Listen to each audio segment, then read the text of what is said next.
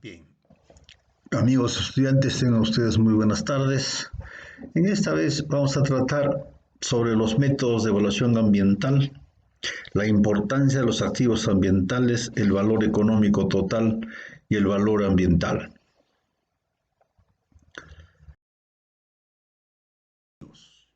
La ciencia económica ha otorgado al economista una gama de herramientas para poder evaluar las inquietudes económicas, los aspectos económicos que ameritan como tal.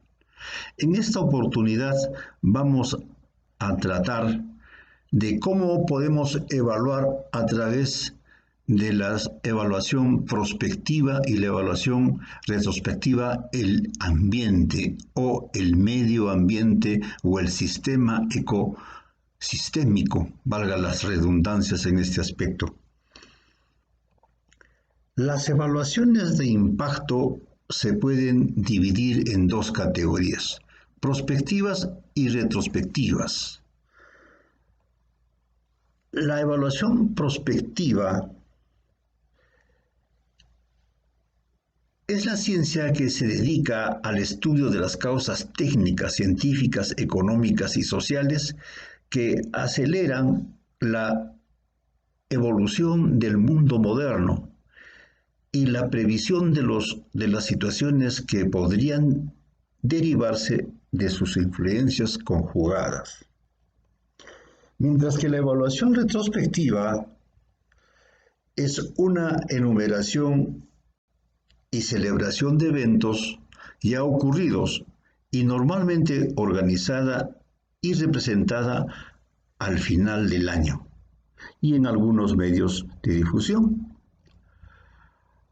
Aunque también puede abarcar un periodo mayor del anual, es decir, que hace referencia a un tiempo pasado.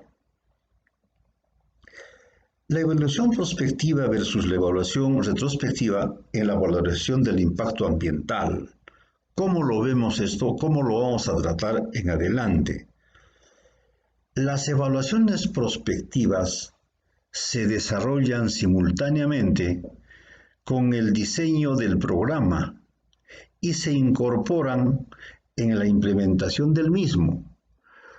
Los datos de línea de base se recopilan antes de implementar el programa, tanto en el grupo que recibe la intervención, denominado grupo de tratamiento, como en el grupo utilizado como comparación y que no es objeto de la intervención, denominado grupo de comparación. Los modelos más usados son los de inferencia causal, modelos de comportamiento no observados o inadvertidos. Las evaluaciones retrospectivas evalúan el impacto del programa después de que se lo haya implementado y los grupos de tratamiento y de comparación se genera ex postmente, o sea, a posteriori.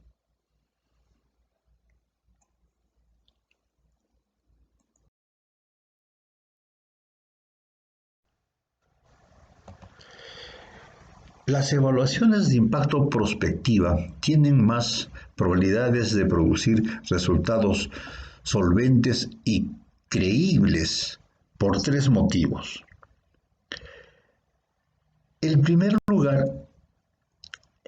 se puede recopilar datos de línea base para establecer las medidas de los resultados de interés antes de que el programa haya comenzado.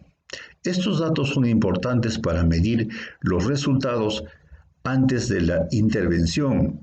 Los datos de línea de base en los grupos de tratamiento y comparación se debe analizar para asegurar que los grupos sean similares. Las líneas de base también se pueden utilizar para evaluar la efectividad de la focalización, es decir, si un programa llega o no a sus beneficiarios previstos. Se trata entonces, amigos, de evaluar las políticas públicas, ¿no? En segundo lugar, definir la medida de éxito del programa en la etapa de planificación del mismo. Centra tanto el programa como la evaluación en los resultados previstos. Como se verá, las evaluaciones de impacto se basan en la teoría de cambio de un programa o una cadena de resultados. El diseño de una evaluación de este tipo contribuye a clarificar los objetivos del programa, sobre todo porque requiere establecer medidas bien definidas de su éxito. Los responsables de las políticas deberían definir objetivos claros para el programa y formular preguntas claras que la evaluación debe contestar para garantizar que los resultados sean relevantes para las políticas. En realidad, el pleno apoyo de los resultados de las políticas es un requisito necesario para el éxito de una evaluación.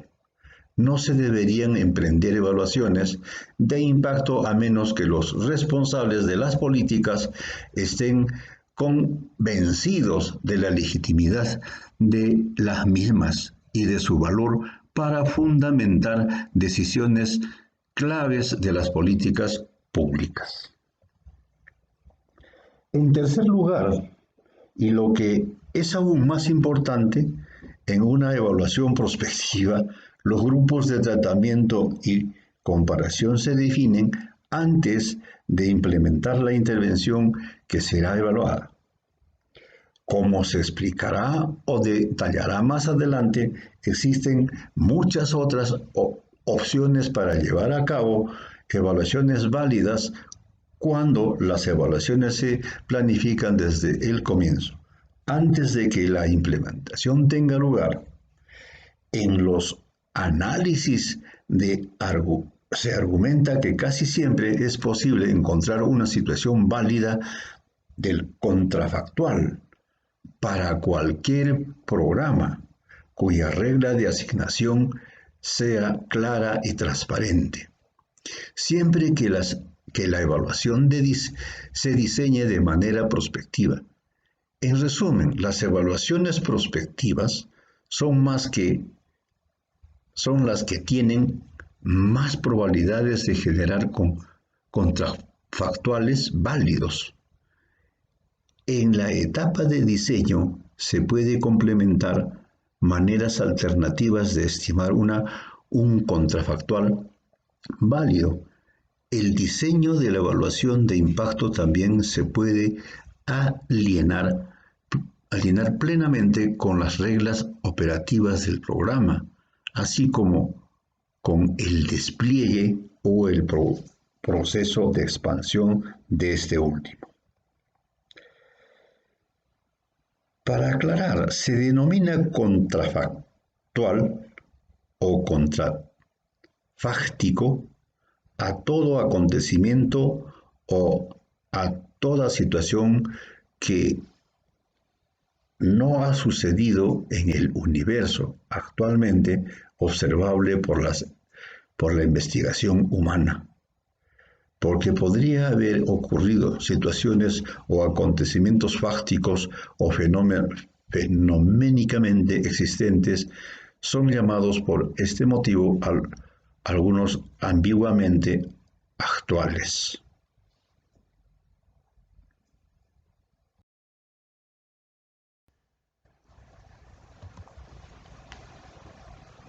La política nacional del Perú establece la necesidad de implementar instrumentos de evaluación, valoración y financiamiento para la conservación de los recursos naturales, diversidad biológica y servicios ambientales en el país. Asimismo, fomenta la aplicación de metodologías de valoración de los recursos naturales, la diversidad biológica y sus servicios ecosistémicos.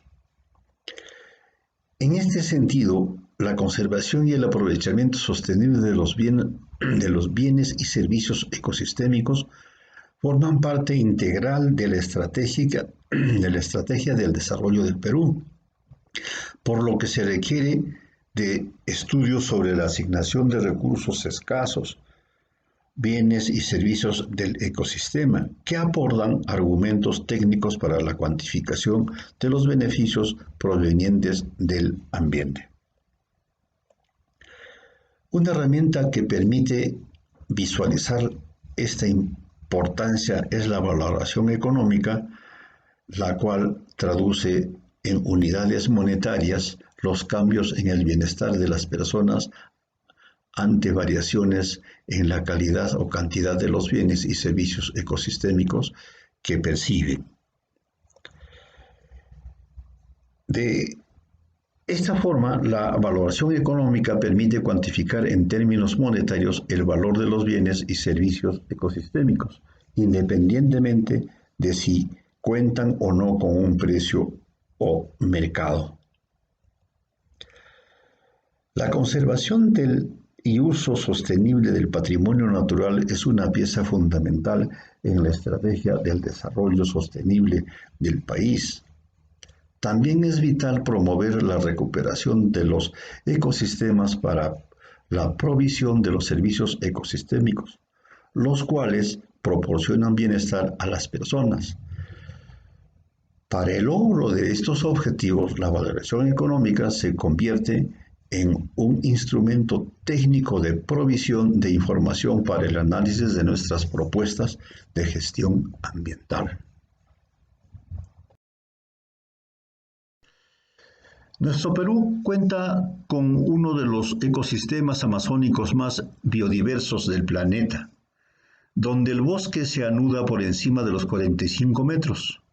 Asimismo, se cuenta con paisajes fantásticos interandinos con valles y cañones que son acompañados por la cordillera de los Andes y como incremento de la biodiversidad del territorio, el ecosistema costero cuenta con una riqueza impresionante en nuestro mar peruano. Los métodos de valoración permiten cuantificar en términos económicos el bienestar de las personas por el disfrute de los servicios ecosistémicos.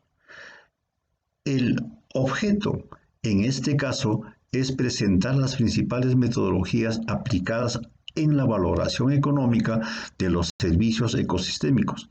Asimismo, este documento referencial desea contribuir con el desarrollo de la temática de valoración económica. A su vez, esta información generada puede contribuir en una adecuada toma de decisiones en la gestión ambiental.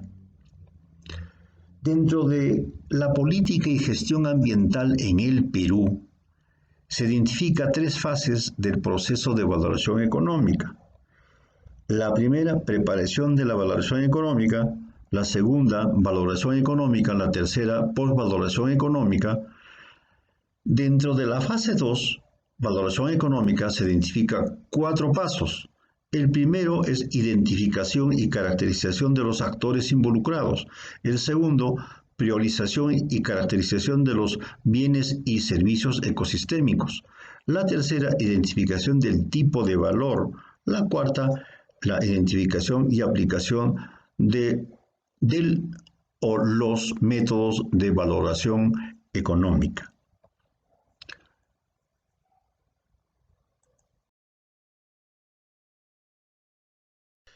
Cuando queremos hablar del marco teórico, nos estamos refiriendo única y exclusivamente a una síntesis analítica y crítica de todo lo leído, de todo lo aprendido y de todo lo que está por leer sobre el tema que queremos investigar, sobre el tema que queremos tratar. En este caso, queremos tratar sobre la valoración económica del medio ambiente o del ecosistema. Entonces tenemos que leer todo lo que se haya escrito al respecto a este tema. La teoría económica nos ha dotado de grandes herramientas para poder llegar al análisis profundo de estos temas que queremos hoy en día poner al contacto o saber lo que está pasando en el medio ambiente. Una de estas fuerzas es la función de demanda. La función de demanda se denomina así a la que depende, entre otros factores, de su precio de los demás bienes, ingresos y gustos de los consumidores.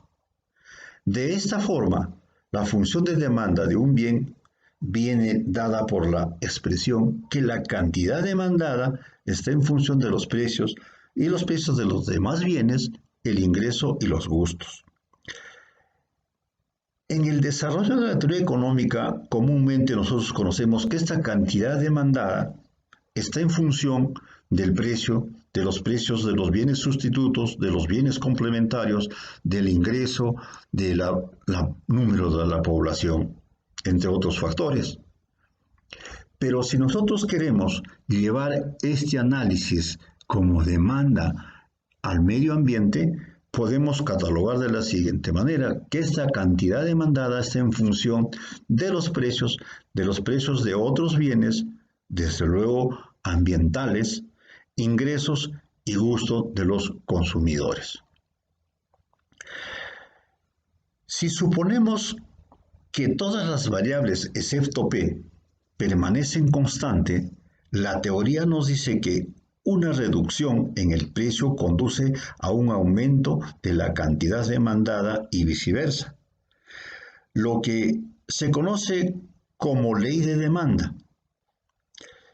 Esta ley nos muestra una curva de inclinación negativa. Esta curva de demanda se traslada como resultado de cambios en las demás variables, tales como el ingreso, los gustos, entre otros, que modifican la cantidad demandada del bien. Bien, veamos ahora la función de oferta. La función que expresa la relación existente entre la cantidad ofertada de un bien y cualquier otra variable o factor. La teoría económica considera, entre otros factores esenciales que inciden en la oferta de un bien, son los siguientes: precio del bien, costo de la producción y expectativas empresariales. La función de oferta, entonces, por tanto, se puede expresar que la cantidad ofertada está en función de los precios, costos y expectativas.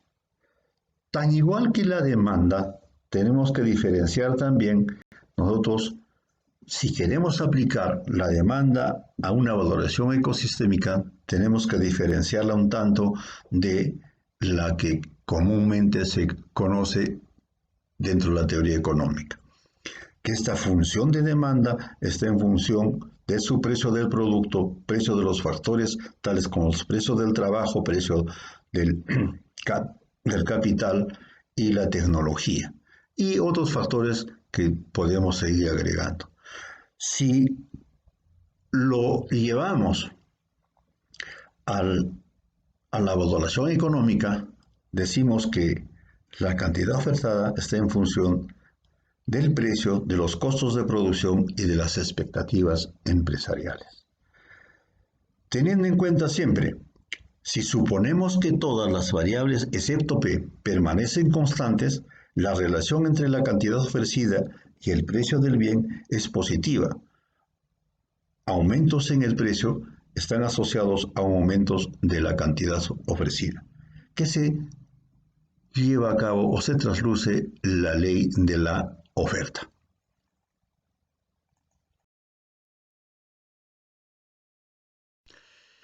Los fundamentos microeconómicos que vamos a utilizar dentro del marco teórico de la valoración, decimos que la valoración económica ambiental tiene un sólido marco conceptual, el mismo que está basado en dos secciones de la teoría económica: microeconomía y economía del bienestar. En el primer caso se utiliza la teoría de las preferencias del consumidor.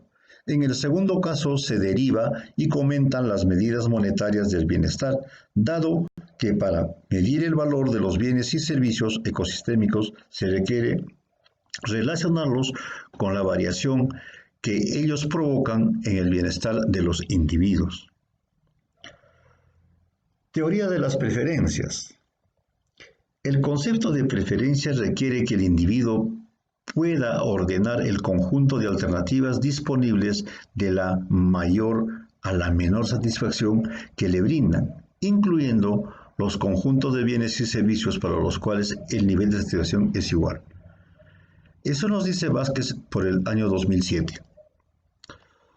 Dado este supuesto, existen al menos 6 propiedades que deben exhibir este ordenamiento: la comparabilidad, la reflexividad, la transitividad, la continuidad, no saciedad y la complejidad. Friedman deduce la propiedad conocida como sustitución, la cual establece la posibilidad de intercambio entre pares de bienes, lo que a su vez permite valorar económicamente servicios ecosistémicos, pues su valor económico se expresa en términos de disposición a renunciar a un bien para obtener más del otro bien. Esto sugiere que si un individuo desea una menor o mejor calidad ambiental, deberá estar dispuesto, en principio, a satisfacer algo con el fin de satisfacer su deseo. También dicho por Vázquez en el 2007. Para analizar la teoría básica de medición de cambios en el bienestar de los individuos a partir de cambios en los precios, se parte del supuesto básico del comportamiento del consumidor, que es la maximización de la utilidad, la cual está sujeta a las restricciones presupuestarias del individuo.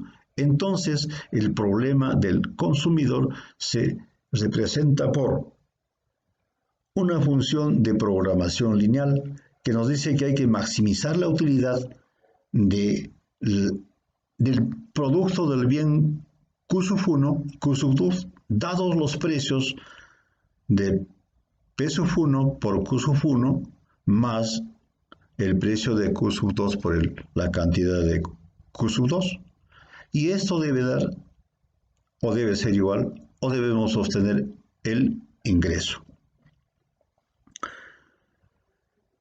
Donde U es la función de utilidad de un individuo que depende del consumo de los bienes de Q sub 1 y Q sub 2, siendo los precios respectivos P sub 1 y P sub 2, el individuo maximiza su utilidad a partir de Q sub 1 y Q sub 2 sujeto a una restricción de presupuesto, representada por I, dada o el ingreso, que es igual al precio de Q sub 1 por P sub 1 más P sub 2 por Q sub 2, siendo el nivel de ingreso el que dispone el individuo para gastarlo en los bienes Q sub 1 y Q sub 2.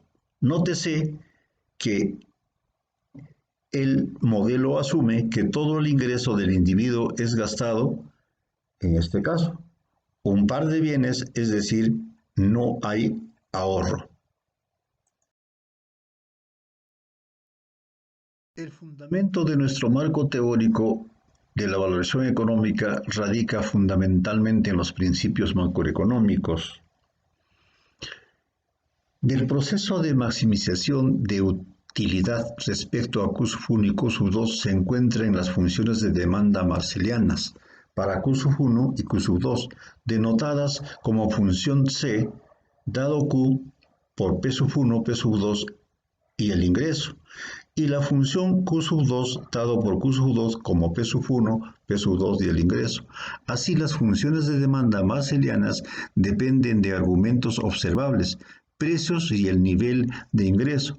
Reemplazando estos argumentos en la función de utilidad directa, resulta una función de utilidad indirecta, representada por la siguiente ecuación.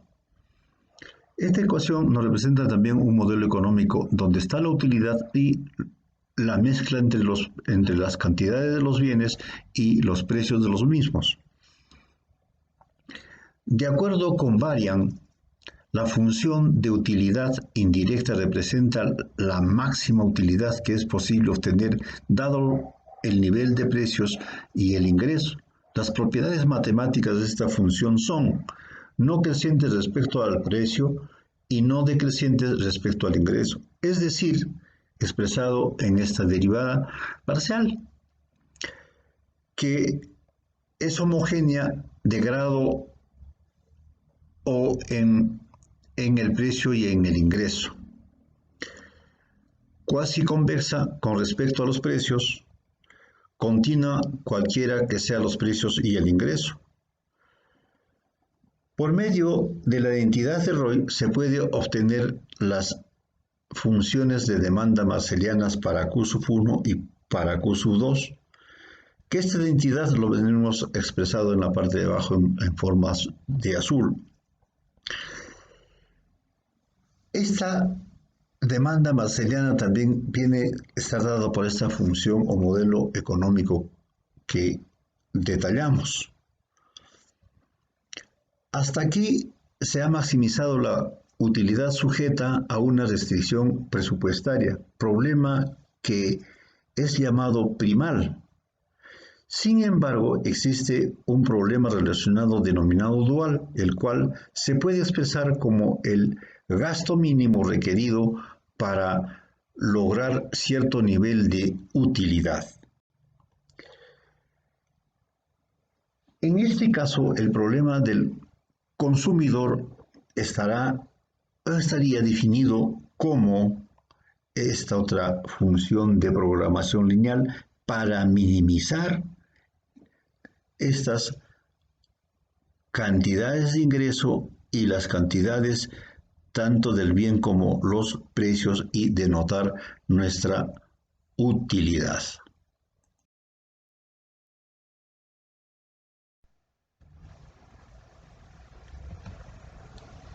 De este problema de minimización del gasto se obtienen las funciones de demanda hicksianas para Q sub 1 y Q sub 2, respectivamente, y la estimación de Q sub 1 va a ser igual a la estimada de Q sub 1 por los precios 1 y 2 más la utilidad. Y la estimación de la demanda Q sub 2 también va a estar en función de esta estimación de Q sub 2 por los precios 1, 2 y la utilidad. Nótese que estas funciones dependen de los precios y la utilidad, reemplazando estos argumentos en la función objetivo del problema de minimización de gasto se obtiene la función del gasto. De esta manera, ¿cierto?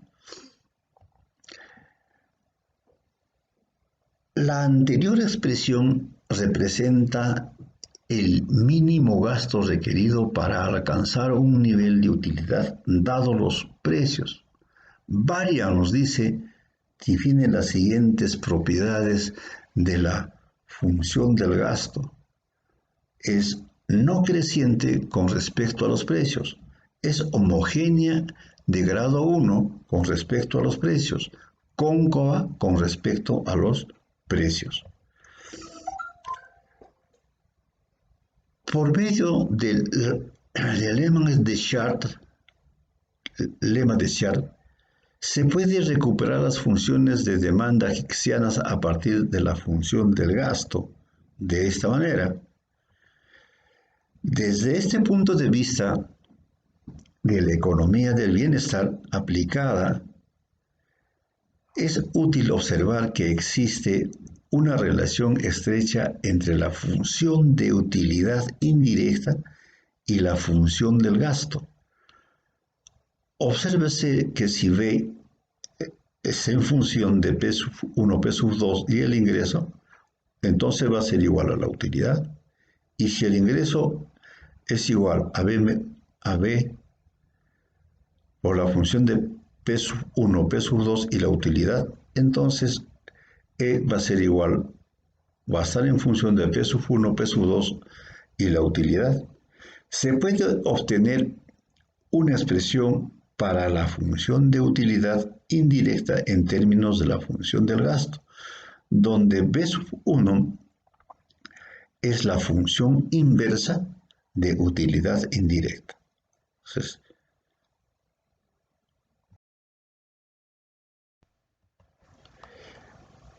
la función de utilidad indirecta representa el máximo nivel de utilidad que se puede alcanzar con unos precios y un ingreso dado, mientras que la función del gasto refleja el mínimo gasto necesario para encontrar exactamente ese nivel de utilidad máximo, considerando como óptimo. Además, la función de gasto equivale a la función E por P sub 1, P sub 2 y la utilidad, que va a ser igual al ingreso. De manera que la utilidad, la inversa de va a ser igual o a estar en función del P sub 1, P sub 2 y el ingreso. De tal manera que la función de B va a ser igual a P sub 1, P sub 2 y el ingreso. Dada una de las funciones, sea la función de utilidad indirecta o función del gasto, será posible encontrar una de estas a partir de la otra a través del proceso de inversión. Por otro lado, se presentan 4 identidades fundamentales relacionadas con la dualidad de la teoría del consumidor. Tenemos 4 funciones, ¿cierto? Donde debemos tener presente en algunos momentos, en algunas partes está M de la exposición. Pero en la fórmula general que se ha expuesto de la oferta y demanda, esta M es reemplazada por I, que es el ingreso, y G mayúscula representa los gustos. La primera indica que el mínimo gasto necesario para alcanzar la utilidad B, que esté en función de P sub 1, P sub 2 y el ingreso, es el ingreso. La segunda refleja que la utilidad máxima de un ingreso E está en función de P sub 1, P sub 2, la utilidad, y es la utilidad. La tercera muestra que la curva de demanda marseliana con ingreso es igual a la demanda hicksiana con utilidad en función de P sub 1, P sub 2 y el ingreso. Finalmente, la cuarta identidad indica que la demanda hicksiana con utilidad U es igual a la demanda marseliana con ingresos, que está en función de P sub 1, P sub 2 y U.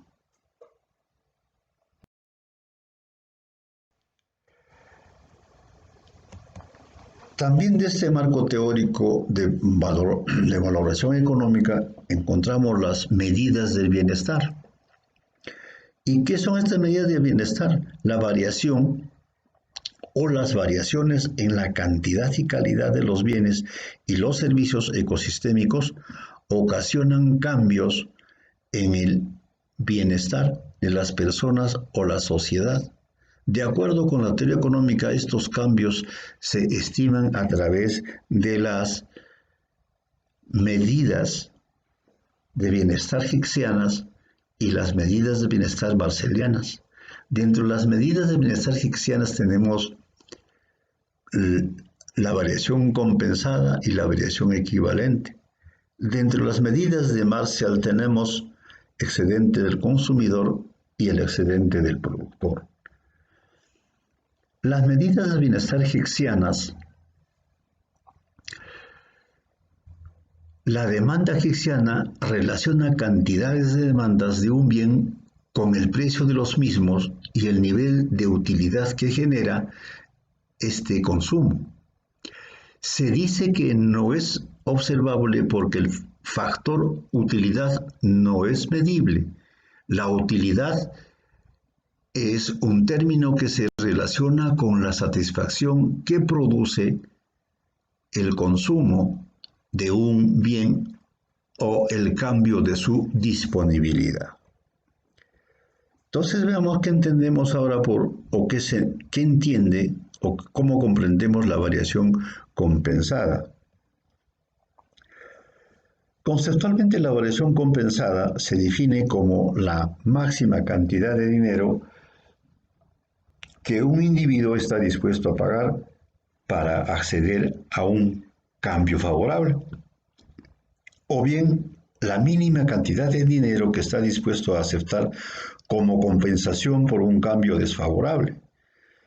En el caso de la variación compensada, el individuo tiene derecho al nivel de bienestar de situación inicial. Eso nos dice Vázquez en el 2007. Una definición implícita para la variación compensada puede expresarse de la siguiente manera, tal como lo vemos en la función matemática, o expresado hoy ya en un modelo económico. ¿Cierto? Partimos entonces ahora del entendimiento de este modelo económico. Los superíndices 1 y 0 representan la situación final e inicial respectivamente. Tenemos la otra función o modelo económico que nos está expresando esta variación o aceptación de parte del individuo. De acuerdo con Hood y Smith en el 2004, y al recurrir al desarrollo matemático básico de la dualidad de la teoría del consumidor se tiene otra de las funciones o modelos económicos. Con esto se encuentra una expresión explícita para representar la variación compensada en términos de ingreso y el gasto. Los argumentos observables vienen dados por esta expresión o por este modelo económico.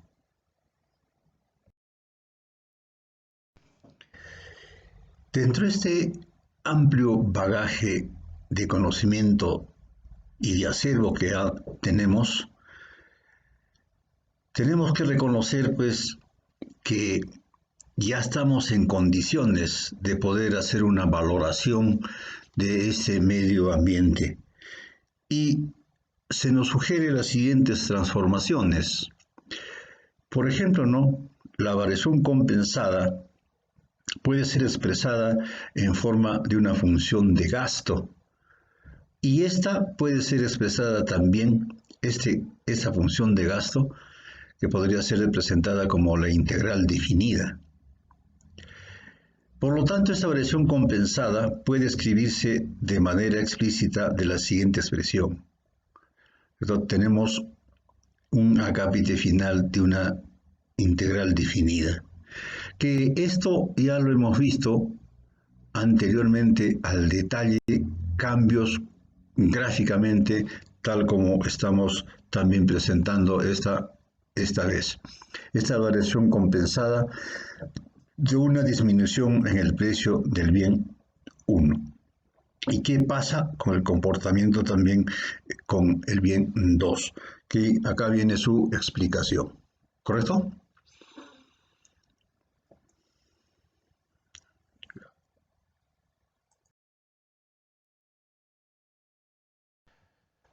La variación equivalente.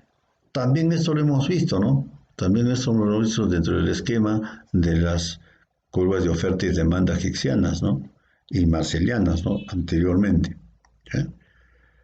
Que vienen expresadas de esta manera.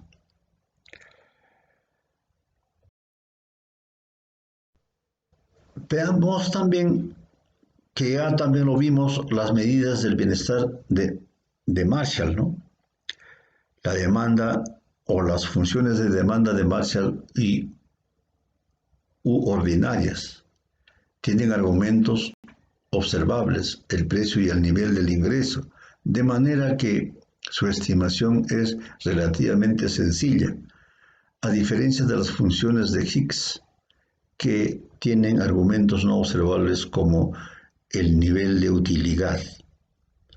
El excedente del consumidor, la medida del bienestar que un consumidor obtendrá a partir de este tipo de demanda, es el excedente del consumidor, que mide la diferencia entre la disponibilidad total a pagar del consumidor y lo que efectivamente se paga por adquirir cierta cantidad de ese bien. ¿Cierto? También esto lo hemos visto con ejemplos, incluso con problemas, ¿cierto?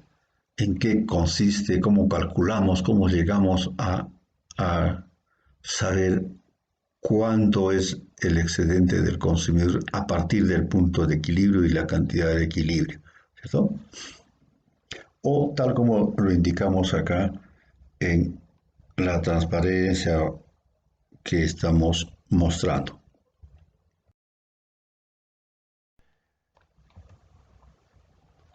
Estas medidas de bienestar de Marshall, a pesar de su relativa factibilidad para la estimación de una demanda marshalliana,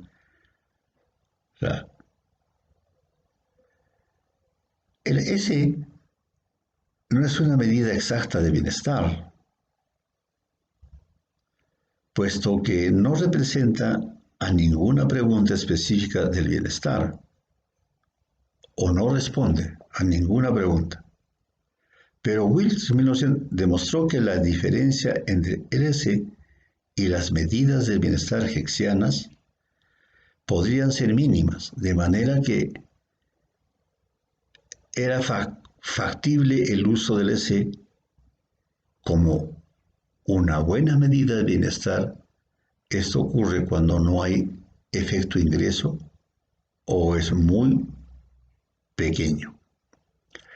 Además de las medidas del bienestar, derivadas de las funciones de demanda que muestran los cambios de bienestar en los consumidores, analizamos con detalle los pasos anteriores. Resulta fundamental referirse a las medidas de bienestar resultantes, el comportamiento del productor. O sea, con esto también está el excedente del consumidor y el excedente del productor. SS, cuando hablamos de ese excedente del consumidor, cuando hablamos del EP, excedente del productor, tengamos presente también eso. También esto hemos hecho ya hincapié, hemos resuelto ejercicios, problemas prácticos, hemos medido, ya conocemos esto. Entonces simplemente estamos haciendo recuerdo para la aplicación ya de la valoración de un ecosistema o la valoración de los impactos ambientales. Cabe precisar que las medidas monetarias asociadas a cambios en el bienestar anterior descritos se utilizan para estimar las variaciones en el bienestar de consumidores o productores resultantes únicamente de cambios en los precios.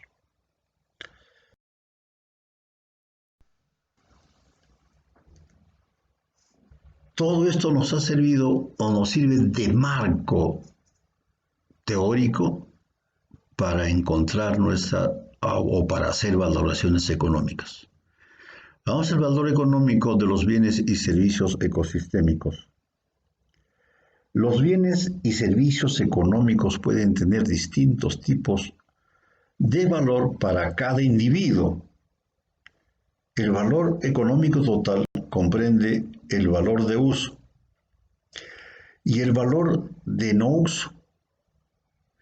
El valor de uso está constituido por el valor de uso directo y el valor de uso indirecto, mientras que el valor de no uso comprende los valores de existencia y el valor de legado. A esto podemos unir dentro de esta medida el valor económico y el precio, que también ya hemos distinguido qué es precio y qué es valor. Pero sin embargo, vamos a recordar ya con casos prácticos. Otro que está presente son las fallas de mercado. Entre las fallas de mercado tenemos bienes públicos, externalidades y recursos de propiedad común, que también ya hemos tratado, lo hemos hecho. Las medidas del bienestar, el excedente del consumidor, excedente del productor, variación compensatoria, variación equivalente, las dos que hemos visto ahorita, que acabamos de expresar, y tenemos el valor económico de los bienes y servicios ecosistema, el valor de uso y el valor de no uso, que acabamos de diseñar. ¿Correcto? Por ejemplo, ¿no? ¿Cuál es el valor de uso que tendrá el valor, simplemente así en general, del mar? ¿Cierto? ¿Cuál es el valor del mar? ¿Cuál es el valor de este bosque de piedras? ¿Cierto? Como ven, ya no estamos en el mercado, no se trata de influencias del mercado. ¿Ah? Estos valores, de ahí que viene que tiene distintos valores para cada una de las personas, porque eso es ampliamente subjetivo. Pero tenemos que ir coherentemente acercándonos a la verdad o al aspecto relevante de lo que queremos expresar, de lo que queremos asignar un valor. Las consideraciones que debemos tener presente como marco teórico de la valoración económica para medir cualquier impacto ambiental o ecosistémico. El patrimonio natural proporciona bienestar a la sociedad a través de las diferentes funciones ecosistémicas que ayudan a mantener y satisfacer las necesidades de la vida humana. En este contexto y considerando las preferencias individuales, la valoración económica intenta asignar valores cuantitativos a los bienes y servicios ecosistémicos independientemente de si estos cuentan o no con un precio o un mercado. La valoración económica estima el valor en términos monetarios de los cambios de los bienes y servicios a través de los cambios en el bienestar de la sociedad. El valor económico y el precio. Sobre estos términos ya hemos tratado ampliamente en clases anteriores, sino que vamos a tratar de conjugar en términos cortos para nuestro análisis en adelante.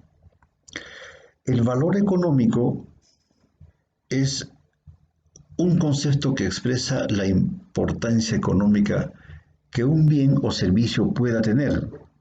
Es un valor establecido en unidades monetarias para que se basa en las preferencias individuales de las personas. El precio. ¿Qué es el precio? ¿Y qué es el valor económico?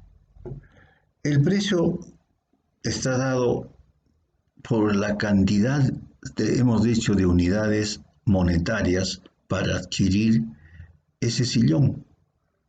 Y el valor es aquella satisfacción o aquel bienestar que va a proporcionar al que compra.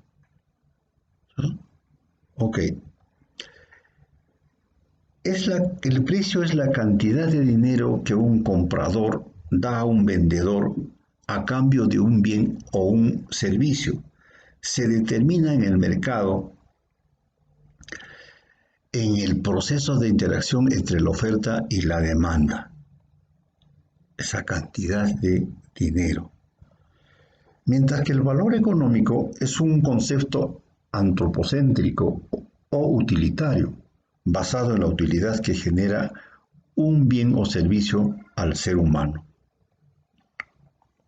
Es el bienestar que se genera a partir de la interacción del sujeto, individuo o sociedad, y el objeto, bien o servicio, en el contexto donde se realiza la interrelación.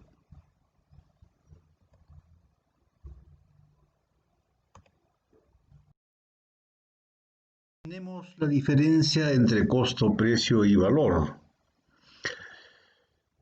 Para esto, centrémonos primero en lo que el servicio que presta la luz, un foco, ¿no? Que lo encendemos en la noche. ¿Qué es el precio? Es la cantidad de dinero que se espera que un cliente pague por un producto, pague por este foco. Costo son los gastos realizados por una empresa para producir, conservar y comercializar su producto. Y valor es el monto que su cliente está dispuesto a pagar en función de los beneficios percibidos por este foco. Veamos ahora algo más general, más amplio sobre el agua. A ver, el precio, cantidad de soles de dinero que pagamos por el metro cúbico, por una determinada unidad de medida que utilicemos, por un vaso de agua o por una botella. Hay una interacción entre dos partes, si no, no existe el precio. Es una realidad concreta, es objetivo y concreto, es único, es de hecho, es tangible y también es oscilante. Mientras que el valor es la utilidad que le damos a ese bien, y esa utilidad va a depender de cada uno de nosotros. Es unilateral, una apreciación unilateral respecto a lo que cada uno concebimos. Es una posibilidad a alcanzar. Es subjetivo y abstracto. No es único. Hay varios conceptos sobre esto. Es una opinión, desde luego. Es algo teórico, conceptos teóricos que nos da este valor. Es relativamente estable.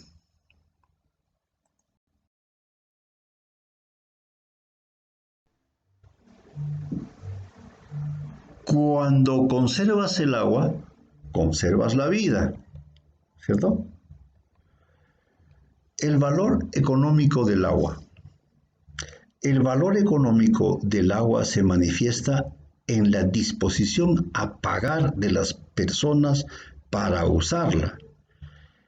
La asunción de los costos para hacerla disponible se justifica por su valor económico.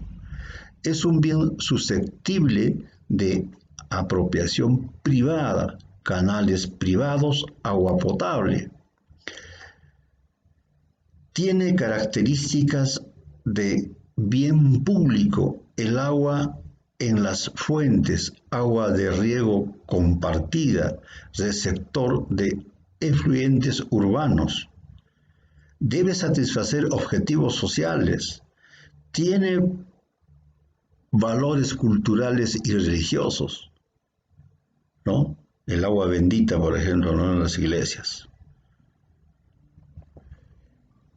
La exclusividad del agua. El agua tiene un valor económico, pero es un bien de características exclusivas y no debería aceptarse la propiedad privada sobre ella. ¿Eso quién nos dice? Savenige en el 2002. ¿Cuáles son las razones? Es insustituible. Quieres apagar tu sed. Esencial y compleja. también es escasa, voluminosa y fugitiva. Es bien global, razón por lo que no debe privatizarse nunca jamás este bien.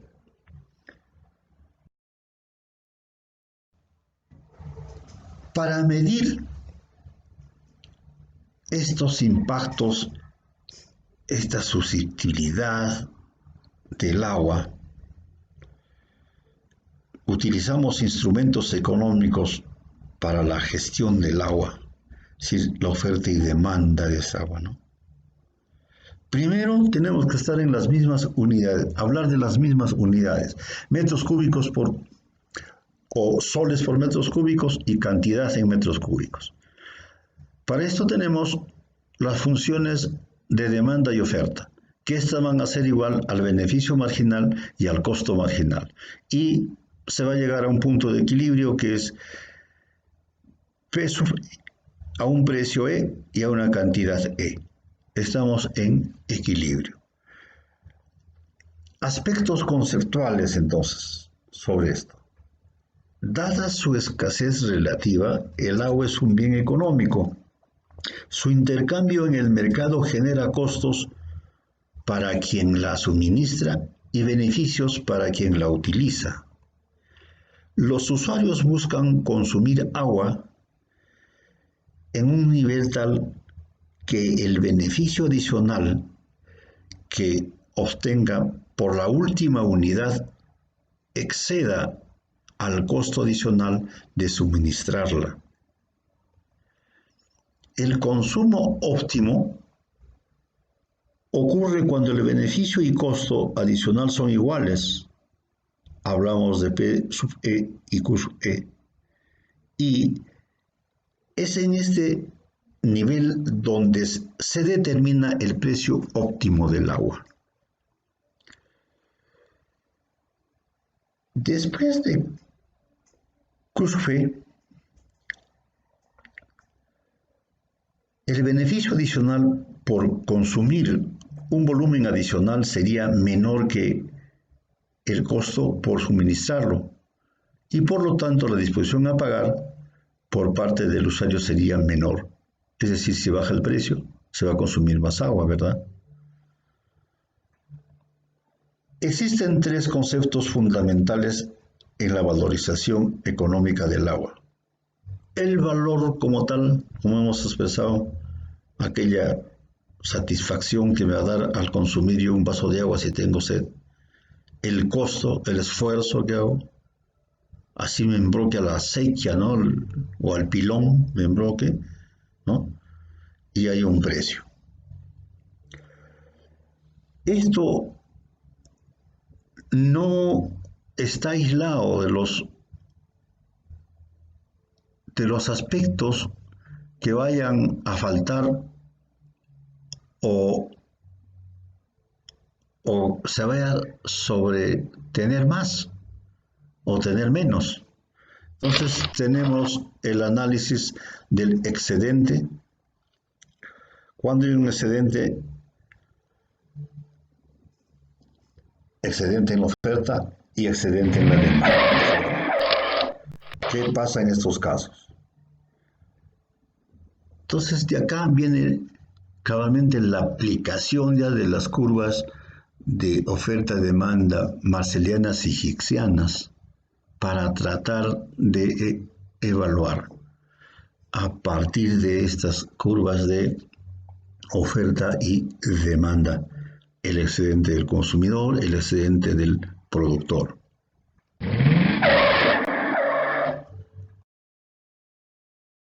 Las fallas de mercado es otra de los que tenemos que tener presente.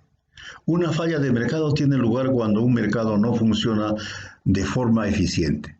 La existencia de las fallas de mercado ocasiona que los mercados presenten problemas en la asignación de recursos. Entre estas fallas se pueden mencionar las siguientes. Bienes públicos están caracterizados por dos propiedades fundamentales: la no exclusión y no rivalidad en el consumo. No puede excluirse a nadie de su consumo o disfrute, y su consumo no genera rivalidad con otros consumidores ni reduce las opciones de consumo potencial de otros individuos. Por ejemplo, el consumo del aire o la defensa nacional. Externalidades.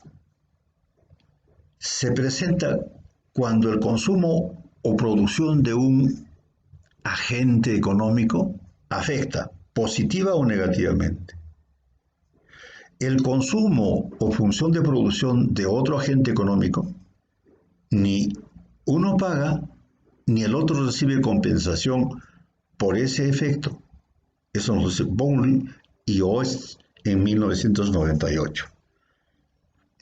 Ejemplo, una planta productora ubicada en la parte alta de un curso de agua que vierte sus desechos industriales afecta negativamente a las oportunidades de otros agentes económicos para llevar a cabo actividades turísticas aguas abajo.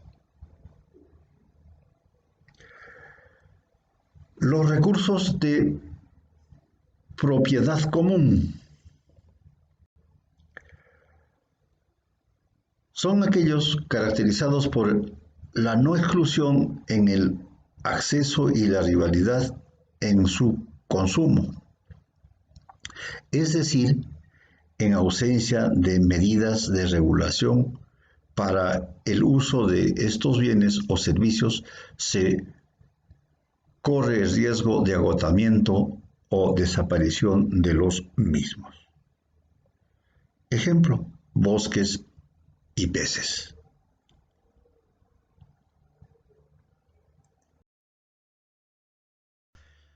Otro de los elementos económicos que debemos tener presente son las medidas del bienestar. Son aquellas medidas que permiten medir los efectos generados a partir de cambios en los precios o en las cantidades de un bien o servicio sobre el bienestar de las personas o sociedades. Mendieta en el 2001.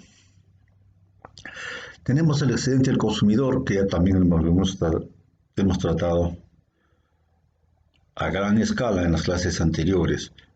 Como vuelvo a insistir, a decir, estamos haciendo un resumen para tener presente sobre las variables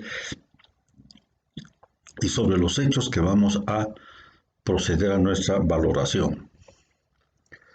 Representa la diferencia entre la máxima disposición a pagar de un individuo por acceder a un bien o servicio y el precio que realmente paga por adquirirlo en el mercado. El excedente del productor representa la diferencia entre lo que se paga a un productor por la producción de un bien o servicio en el mercado y lo que está dispuesto a recibir como mínimo. Además del excedente del consumidor y productor, existen también otras medidas que analizan el cambio en el bienestar de los individuos a través de los cambios en la función de la utilidad que se obtiene por el consumo de bienes o servicios. La variación compensatoria es la máxima cantidad de dinero que un individuo está dispuesto a pagar para acceder a un cambio favorable, o bien a la mínima cantidad de dinero que un individuo está dispuesto a aceptar como compensación para aceptar un cambio desfavorable. En este caso, el individuo tiene derecho al nivel de bienestar de la situación inicial, Vázquez del 2007. Y la variación equivalente es la máxima cantidad de dinero que un individuo está dispuesto a pagar por evitar un cambio desfavorable o una mínima cantidad de dinero que está dispuesto a aceptar por una compensación por renunciar a un cambio favorable. En este caso, el individuo tiene derecho al nivel del bienestar de la situación final. También Vázquez en el 2007.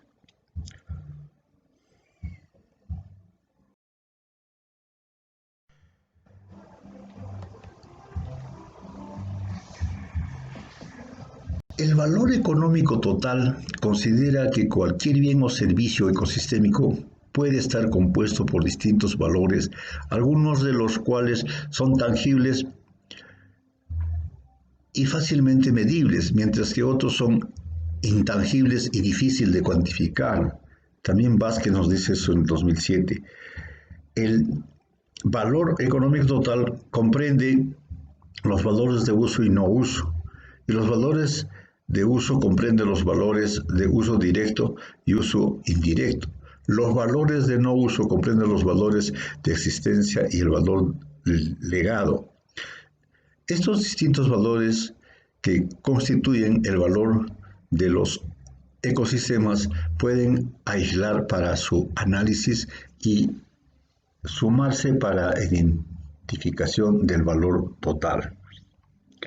Entonces, este valor económico tiene el valor de uso y el valor de no uso. En el valor de uso está el valor de uso directo. Es el uso directo de los ecosistemas por actividades como recreación, turismo, aprovechamiento de recursos naturales, caza, educación, investigación, entre otros. El valor de uso indirecto. Usos indirectos dentro de los ecosistemas que comprenden las funciones ecológicas como protección de cuencas, captura de carbono, regulación de flujos de agua, etc. Valores de opción. Es uso directo o indirecto que en un futuro se puede hacer de los bienes o servicios ambientales de los ecosistemas. Entre los valores de no uso, el valor del legado que hemos dicho, valor relacionado a la ventaja de saber que las generaciones futuras se beneficiarán de los ecosistemas. Valor de existencia, valor de los ecosistemas por su existencia, aun cuando uno probablemente no aproveche sus bienes y servicios. Entonces veamos ahora el esquema general, cómo queda este valor económico o esa valoración ambiental. Tenemos el valor económico total del valor de uso y el valor de no uso. El valor de uso, el valor de uso directo, el valor de uso indirecto y el valor de opción. En el valor de no uso tenemos el valor de existencia, el valor de legado y el valor altruista. Los métodos en los valores de uso directo tenemos el método de mercado, usos extractivos, por ejemplo, preferencias de mercado como método, análisis, métodos de costos, función de producción. Tenemos recursos de bosques, usos forestales, maderables, la superficie en hectáreas, rendimiento por hectárea, metros cúbicos por hectárea, precio por soles por metro cúbico. Como habíamos dicho, siempre uniformizar las unidades de medida para llegar a un fin final. Dentro de los métodos basados en preferencias relevadas se infiere el valor a través de la observación y análisis del comportamiento de los consumidores, cambios en la productividad, costo-viaje, visitantes incurren en gastos para disfrutar de beneficios del lugar, costos directos y accesos, paquetes turísticos, alquiler de transporte. El otro método, precios hedónicos. Individuos valoran las características de un bien más que el bien en sí, costos evitados. Entonces, lo que están viendo en azul son los métodos a seguir, los métodos que nos conducen a hablar de la metodología en general empleada. Tenemos los métodos basados en preferencias declaradas. Tenemos valor de contingencia, experimentos de elección, ¿cierto? Valoración económica con fines ecoturísticos de la Reserva Nacional del Lago Titicaca a partir del método de valoración de contingencia. El turismo extranjeros, dólares por persona, ¿cierto?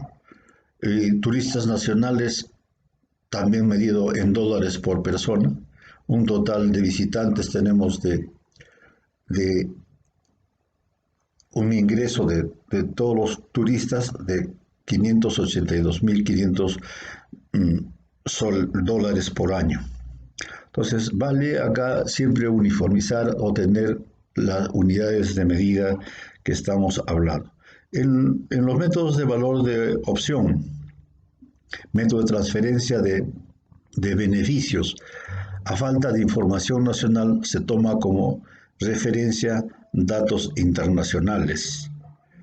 Precios de transferencia, ejemplo, la bioprospección en Brasil, contrato de empresa privada gobierno para obtener muestras en la región amazónica a razón de 2.6 dólares por hectárea, nos dice Price en el 2001. En el valor de no uso, tanto para la existencia y el delegado a turistas, para la valoración de contingencia, elección de contingencia y los modelos de elección, básicamente. Entonces, tenemos en resumen los métodos que podemos utilizar de acuerdo a lo que estemos observando nosotros queremos emplear. O también podemos ver por el lado del cálculo del valor económico de la biodiversidad, valor económico global, el valor de uso y el valor de no uso, que llegamos a las mismas especificaciones anteriores, valores directos en bienes, en valores indirectos en servicios y el valor de opción, ¿cierto? En valores directos de alimentos, ¿no? Alojarse, calentarse, vestirse, en de servicios, regular los climas, reciclar la materia y fertilizar los suelos, polinizar, regular las poblaciones. Y en los valores de no, el valor del no uso, valor de la existencia, el valor de legados. En de existencia, satisfacción, que sabe que una especie de supervivencia, por ejemplo los osos, ¿no? ¿Qué valor nos dan? ¿Qué contribuyen en el planeta? De legados, satisfacción que sabe que transmitiremos algo a las generaciones futuras, ¿no? ¿Qué dejamos para las generaciones futuras? ¿Problemas o soluciones en la capa de ozono?